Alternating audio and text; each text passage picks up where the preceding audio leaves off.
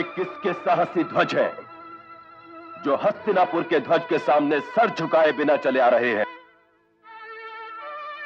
ये मद्र देश के ध्वज हैं महाराज। मोर्चा!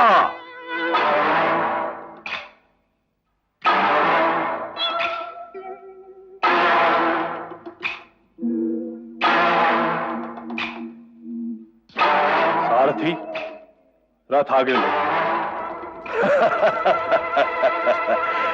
ये कैसा योद्धा है और किस तरह का युद्ध करने आ रहा है?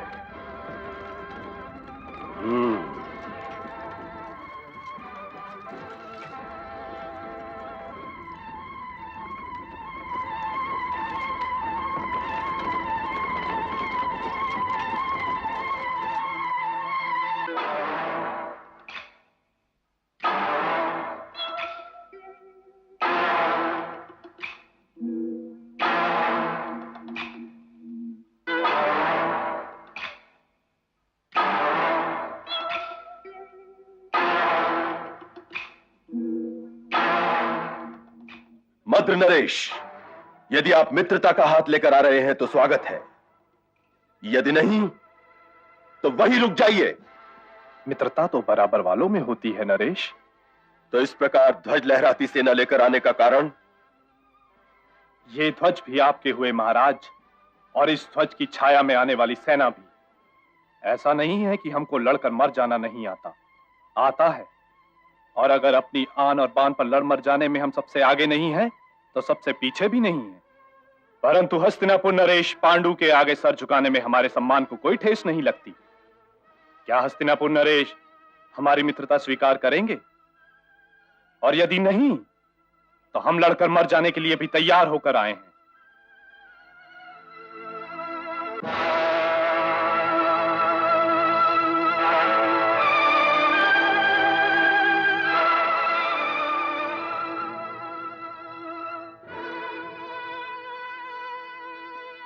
हमें मित्रता बहुत अच्छी लगती है मद्र नरेश। विश्व में मित्रता के हाथ से अधिक सुंदर तो कुछ है ही नहीं। वो मित्र कैसा जो मित्र का सर नंगा कर दे? ये मुकुट जहां है वहीं अच्छा लग रहा है।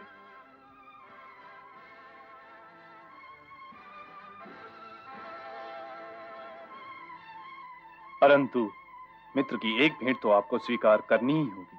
हमने स्वीकार की, अनजाने ही। मित्रों के बीच में जाना क्या और अनजाना क्या? अमृत पिलाकर आप मुझे विष थोड़ी पिला देंगे।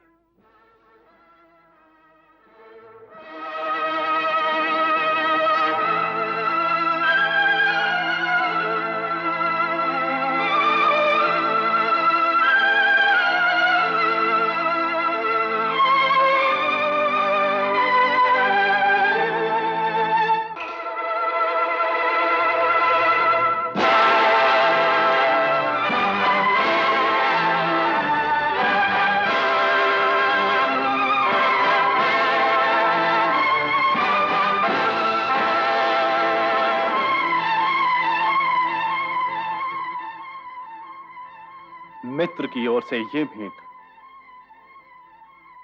ये सारथी नरेश?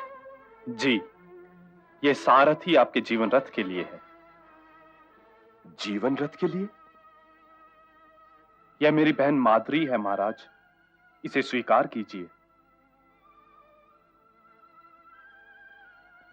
आपने तो मुझे धर्म संकट में डाल दिया। धर्म संकट में? मैं कुछ समझा नहीं। क्रोधित न होइए नरेश। वो मनुष्य नेत्रहीन ही होगा जो राजकुमारी माद्री की सुंदरता से प्रभावित न हो। ये चंद्रमुखी तो इस चंद्रवंशी के हृदय में प्रकाश कर देगी, मेरे जीवन में इंद्रधनुष के सातों रंग खोल देगी।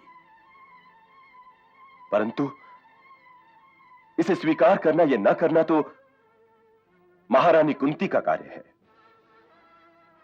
यदि उन्हें आपत्ति न हो तो राजकुमारी माद्री के लिए हस्तिनापुर और मेरे हृदय दोनों ही के द्वार खुले हुए हैं।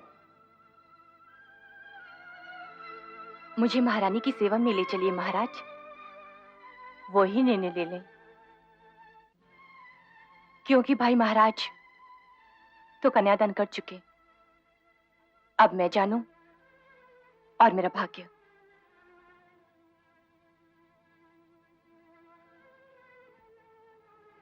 नरेश, हमें हस्तिनापुर जाने की आज्ञा दीजिए। चलिए महाराज।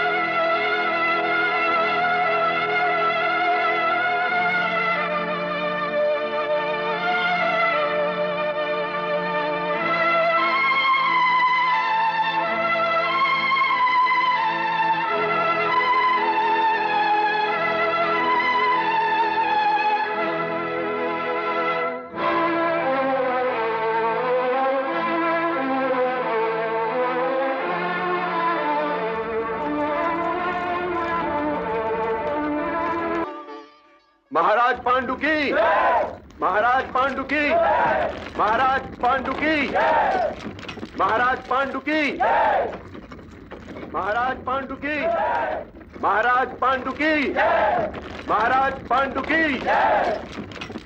महाराज पांडु की, महाराज पांडु की। महाराज नगर की सीमा में प्रवेश कर चुके हैं महारानी। महाराज पांडु की, महाराज पांडु की, महाराज पांडु की, महाराज पांडु की। नगरवासी महाराज के रथ को आगे नहीं बढ़ने दे रहे महारानी। सब नाच रहे, फूलों की ऐसी वर्षा हो रही है जैसे सचमुच सावन बरस रहा हो। महाराज पांडु की, महाराज पांडु की। आगे आगे महाराज का रथ है, फिर जीते हुए सारे राजमुकुट हैं, फिर महाराज के चरणों में चढ़ाए गए हाथी, घोड़े, 1000 गौएं, हीरे, पन्ने, मोती, जवाहरात और फिर विजयी सेना।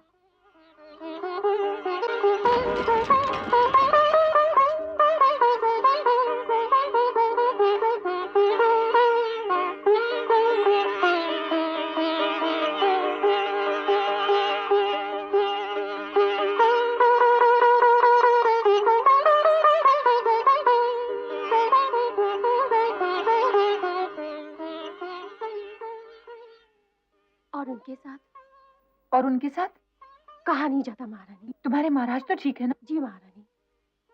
महाराज ठीक हैं तो सब ठीक है। कहो। महाराज के साथ मध्य देश की राजकुमारी भी हैं। महाराज के साथ मध्य देश की राजकुमारी।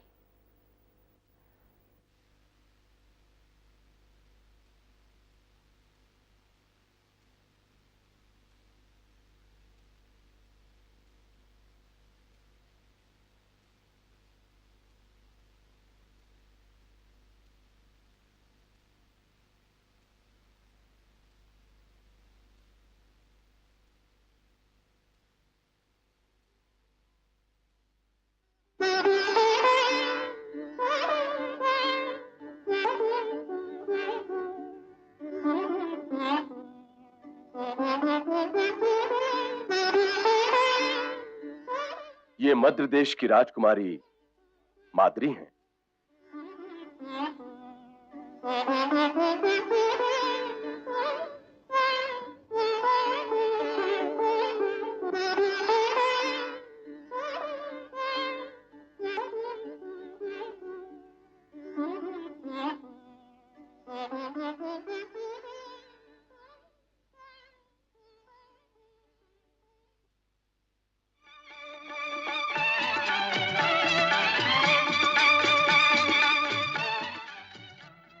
कुंती की ओर से छोटी बहन का स्वागत।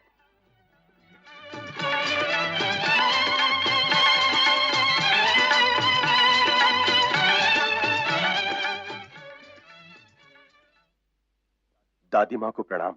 तुम्हारी दिग्विजय पर बधाई। आपके चरणों के प्रताप से ही मुझे विजय मिली है।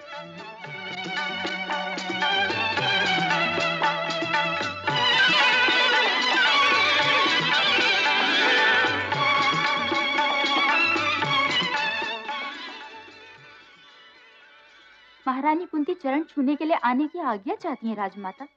उन्हें आज्ञा की क्या आवश्यकता है?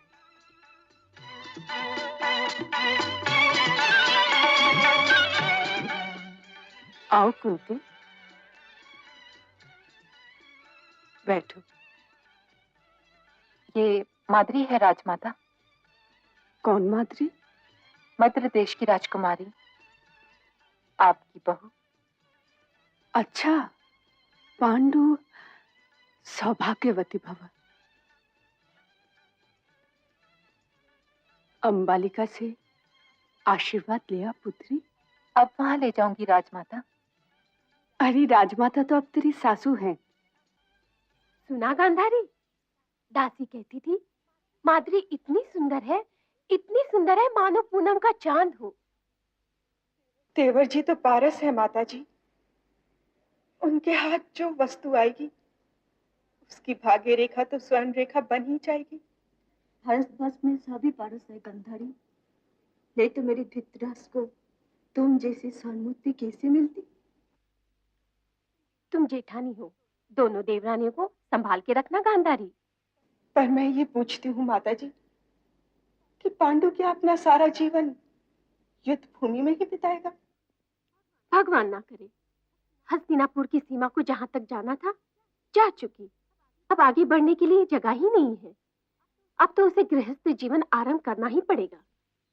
अब तो दो दो रानियां हो गई हैं, अब तो गृहस्थी करनी ही होगी। लो, वो दोनों आ गई। माद्री आप सबका आशीर्वाद लेने आई है। उठो गांधारी।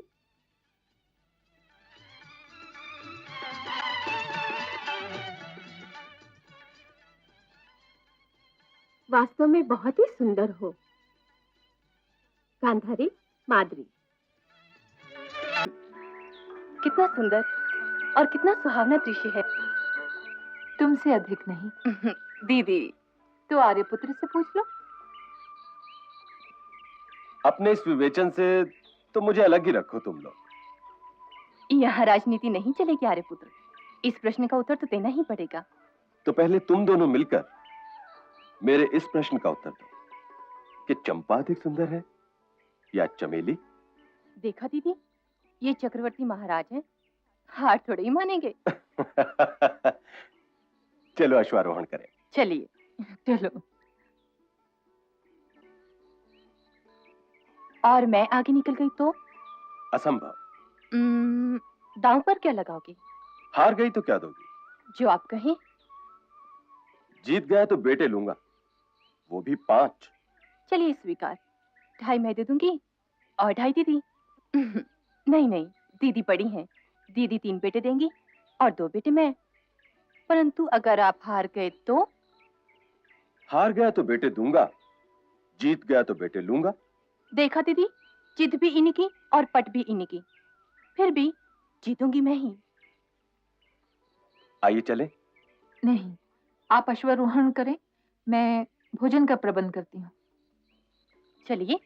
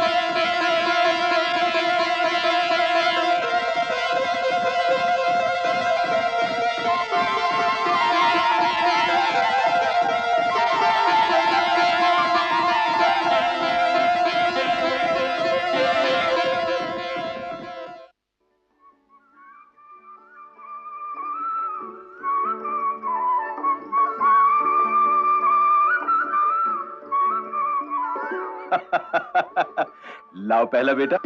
अरे वाह, मैं क्यों दूं? दीदी बड़ी हैं, पहले वो देंगी। ऋषिकिंदम,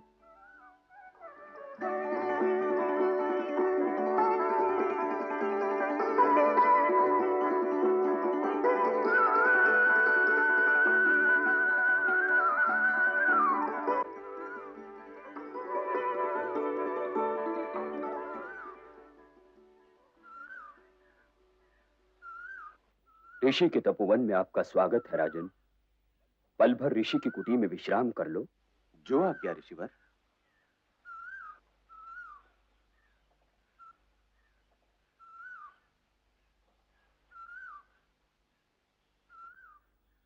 लीजिए राजन।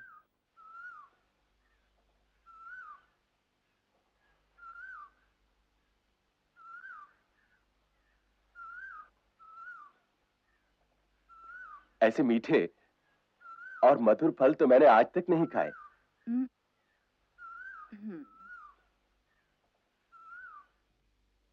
ये दीदी के लिए है। कल्याण हो।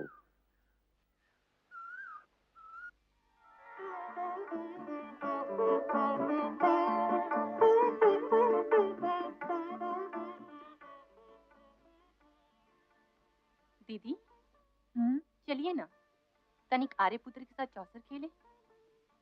तुम ही खेलो। अगर मैं अकेली खेली तो हार जाऊंगी। आपको तो नागवंश में ननिहाल है दीदी, और आपसे अच्छी चौसर कौन खेल सकता है? आर्यपुत्र ने बड़े बड़े युद्ध जीते हैं, उन्हें पराजय का स्वाद तो चखा दे। पर उनकी पराजय भी तो अंत में हमारी पराजय होगी माधुरी। दीदी। अच्छा अच्छा अच्छा, परंतु खेलूंगी नहीं, केवल देखूंगी। क्यों? आप देखिएगा क्यों? पता नहीं, परंतु प्रथा से कुंती बन जाने के उपरांत चौसर से मन हट गया है। गोटियां बैरी लगने लगी हैं और पासे शत्रु। न जाने क्यों चौसर के पासों में मुझे बुरे भविष्य के लक्षण दिख।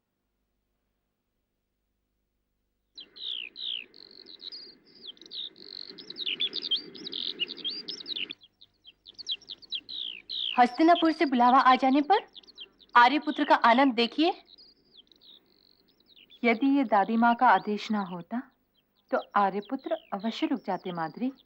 जी को वश में करना सीखो, मन को मारना सीखो। मन कोई मृग थोड़ा है दीदी कि बाण चलाऊं और उसे मार लूं। ईश्वर ने जीवन तो जीने के लिए दिया है ना दीदी। परंतु जीने के कुछ नियम होते हैं, और एक नियम ये भी है कि दादी माँ का आदेश मिलते ही हमें लौटने की यात्रा आरंभ कर देनी चाहिए। दीदी, आप तो सदा इन्हीं का साथ देती हैं। हम दोनों ने तो इनका साथ देने के लिए ही जन्म लिया है माधुरी। ये बाग तो कहीं आसपास ही है। आर्यपुत्र, इसे मेरे लिए मार लाइए ना। परंतु उस बेचारे ने हमारा क्या बिगाड़ा है? दीदी,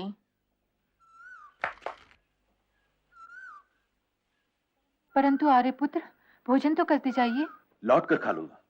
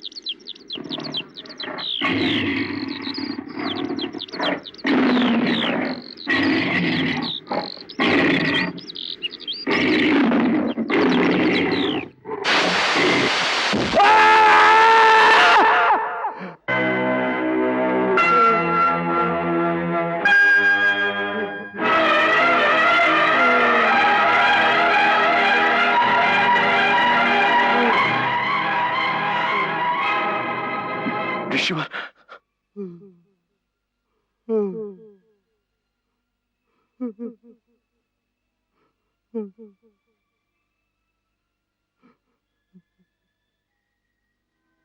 मैंने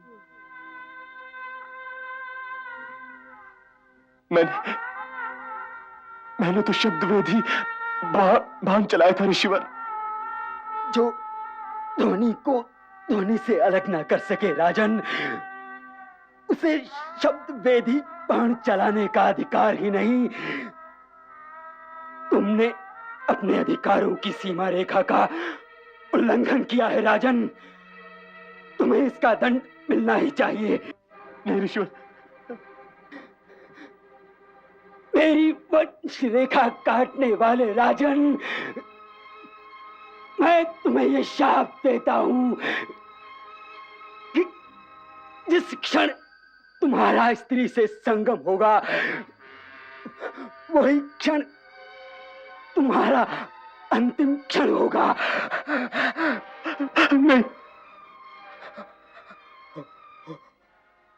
ओम। नहीं।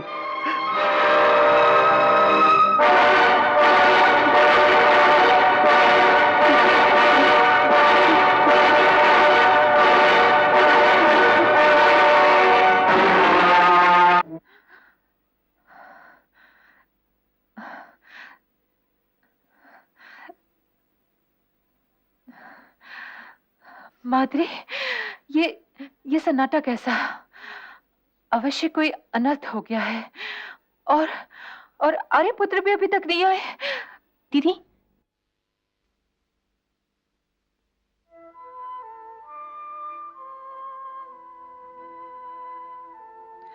आर्यपुत्र?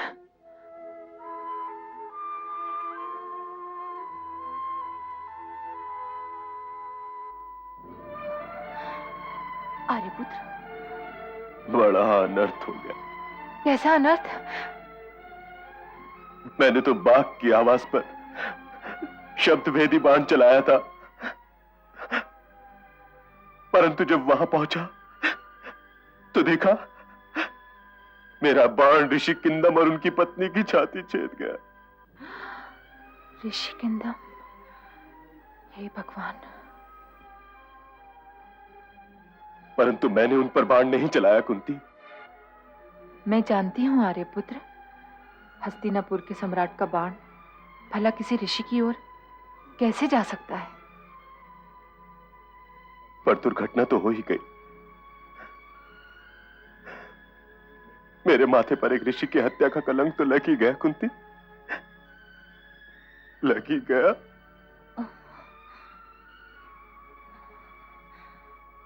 इस हत्या से आपका क्या संबंध आर्यपुत्र? हत्यारी तो मैं हूं। आप तो भोजन कर रहे थे। बाघ जन्म की लालसा तो मुझे हुई थी।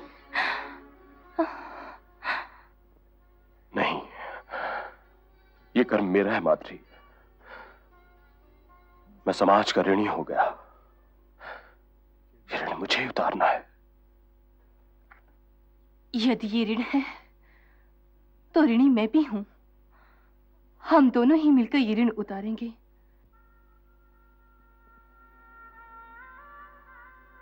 अर्थात मैं अकेली पड़ गई? मुझे तुमसे ये आशा न थी माद्री।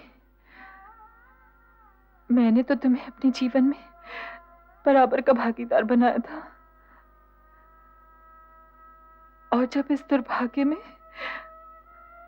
भागीदारी का समय आया तो तुम दोनों ने मुझे अलग कर दिया। ये बात नहीं दीदी। तुम तो हमारी शक्ति हो, हमारा साहस, हमारा गौरव, हमारी पहचान हो। फिर तुम ऐसा क्यों कह रही हो? आओ माद्री।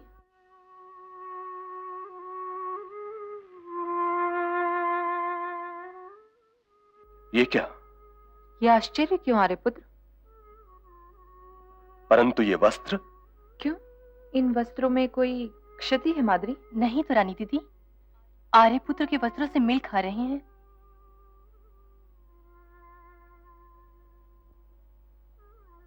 वनवास में हास्य रस मत ढूंढो प्रथा। तुम बड़ी हो, माद्री को भी समझाओ। अब इसमें समझना क्या? और समझाना क्या आर्यपुत्र? समझना यह है कुंती कि ऋषि की हत्या मेरे हाथों हुई है, तो प्रायश्चित भी मुझे ही करना होगा। तुम राजमहल के सारे सुख साधन छोड़कर वन में मेरे साथ क्यों जाओ?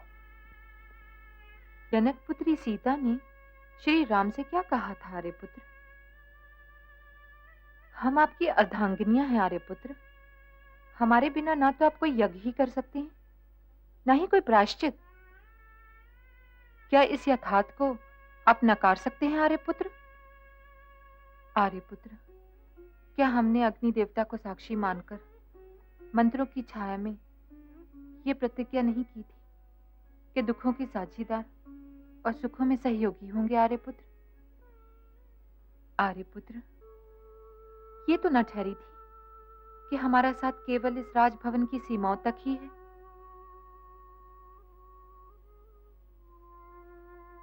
आर्यपुत्र, हम तो आपके साथ ही चलेंगे। हमारे बिना आप अधूरे हैं आर्यपुत्र।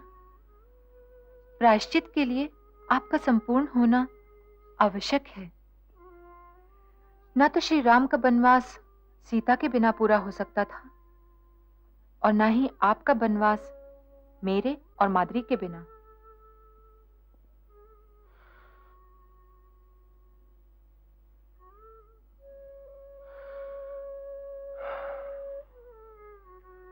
ठीक है, आओ।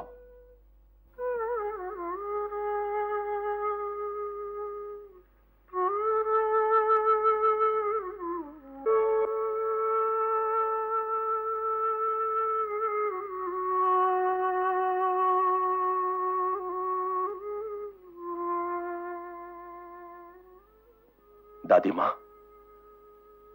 मुझे आशीर्वाद दीजिए कि मेरी तपस्या सफल हो। माता तो होती ही है आशीर्वाद देने के लिए, परंतु पुत्र, उसकी ममता का क्या होगा? यह तो उसकी ममता का ही वरदान है, जिसने मुझे न्याय करने के लिए प्रेरित किया। स्वयं तुम तो जा ही रहे हो,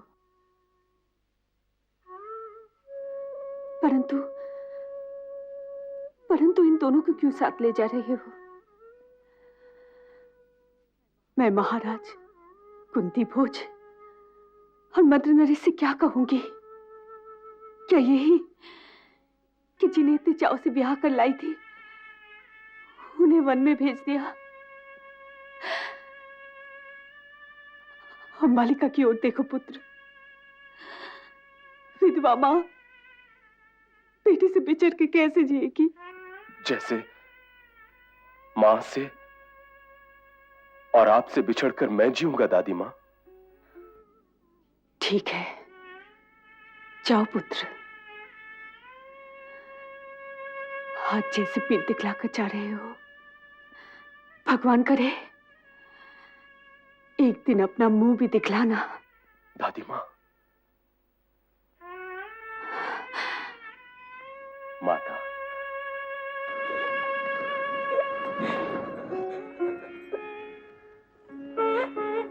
माते, माते,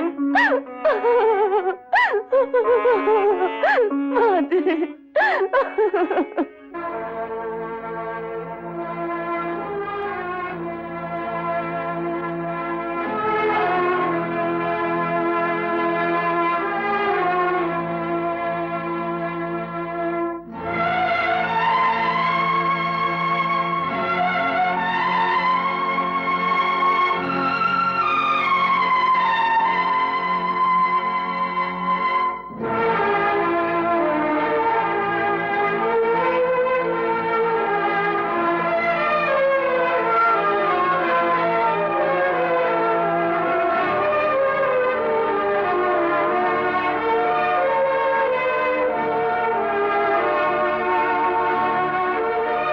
महाराज की जय हो।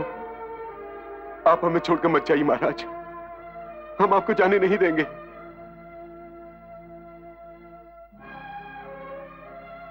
हम आपके स्नेह से बहुत प्रभावित हुए, परंतु हमें जाना होगा। अपने पाप का प्रायश्चित करने के लिए हमें अवश्य जाना होगा। आप सब लोग हमें आज्ञा दीजिए।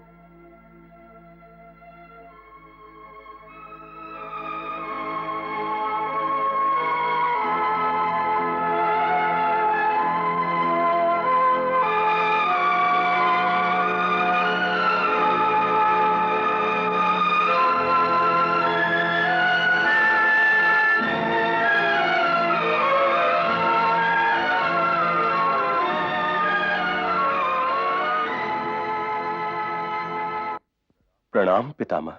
आओ पांडु।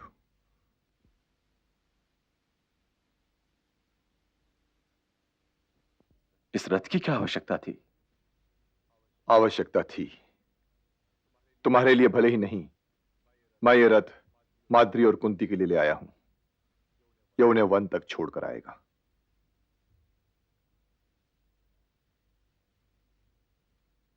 आयुष्मान भव।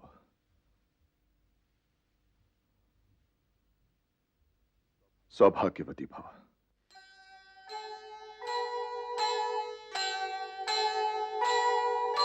सुख दुख में समरस रहे, जीवन वही महान।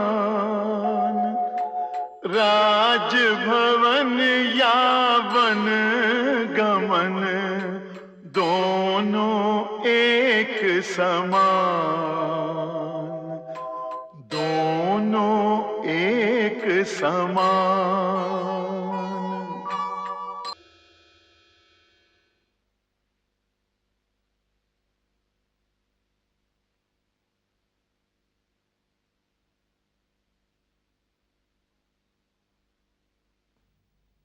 आर्यपुत्र, वो कौन सा विचार है आर्यपुत्र जो कुंती और माद्री से अधिक प्यारा हो गया? ये विचार एक नरक है रानी, एक दहकता हुआ, भभकता हुआ नरक, जिसमें मेरे जीवन का एक एक क्षण सूखी लकड़ी की तरह जल रहा है। मैं आपकी अर्धांगिनी हूं आर्यपुत्र, तो वो नरक आधा मेरा हुआ। मुझे बताइए आर्यपुत्र। तुम्हें वो दिन याद है कुंती, जिस दिन मैंने तुम्हें और माद्री को अश्वारोहण के लिए उकसाया था, और जीतने पर तुम दोनों ने मुझे एक पुरस्कार देने का वचन दिया था।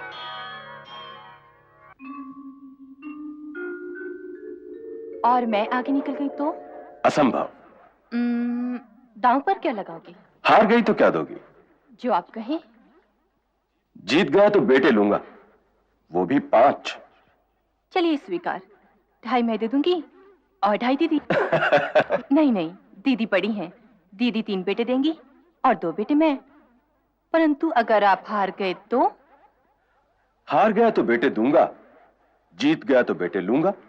देखा दीदी, जिद भी इन्हीं की और पट भी इन्हीं की।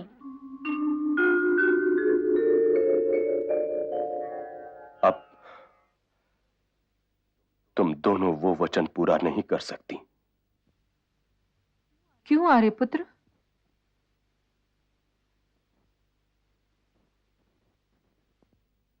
यही ऋषि किंदम का शाप है कुंती।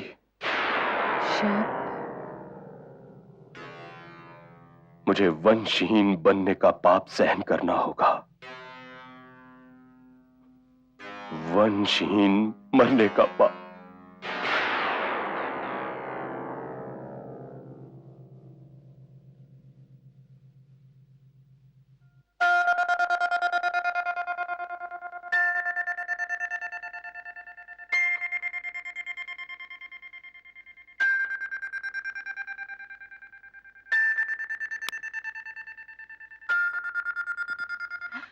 एक उपाय है आर्यपुत्र। उपाय? मेरी सेवा से प्रसन्न होकर ऋषि दुर्वासा ने मुझे एक मंत्र दिया था। जिस मंत्र से किसी भी देव का आह्वान किया जा सकता है, ये वशीकरण मंत्र है। तो उस मंत्र का उपयोग करो। यदि उस मंत्र में शक्ति है, वरदान देने वाले देव के वशीकरण की, तो आह्वान करो धर्मराज का, आह्वान करो।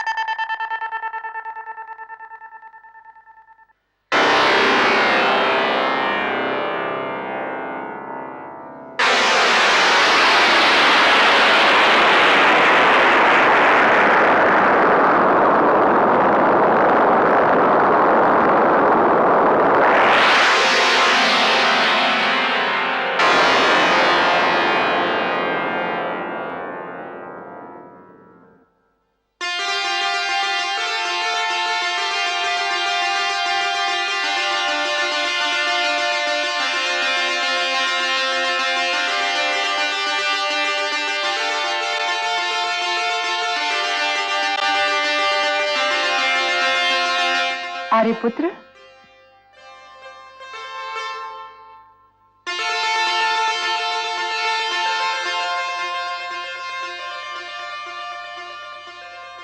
इस बालक में धर्म का अंश है। ये धर्मात्मा होगा, सत्यवादी होगा और युद्ध में स्थिर रहेगा।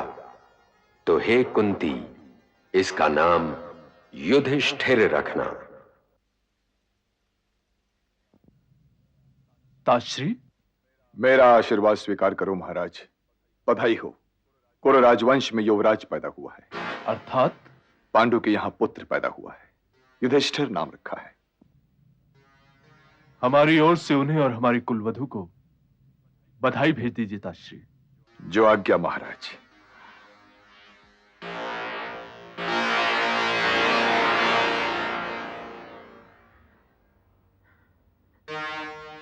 आशा तो मेरी पहले बधी थी। ईश्वर की जैसी इच्छा।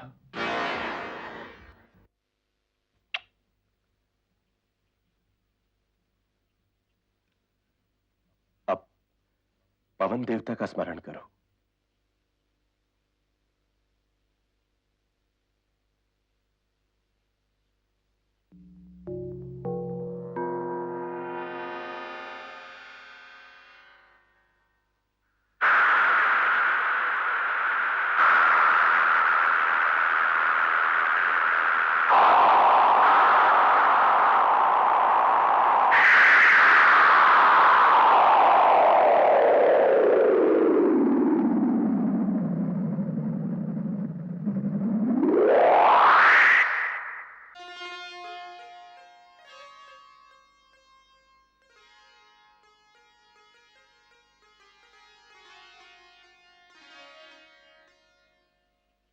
आर्यपुत्र,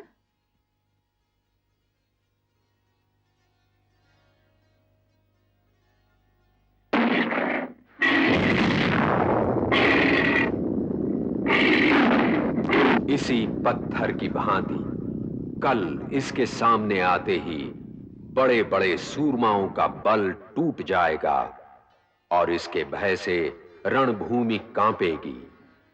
इसलिए हे कुंती, इसका नाम भीम रखना।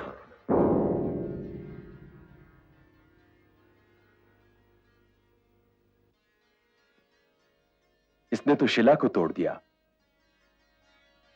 बड़ा बलशाली होगा। इसका नाम होगा भीम, शत्रुओं के लिए ध्वंस। महाभारत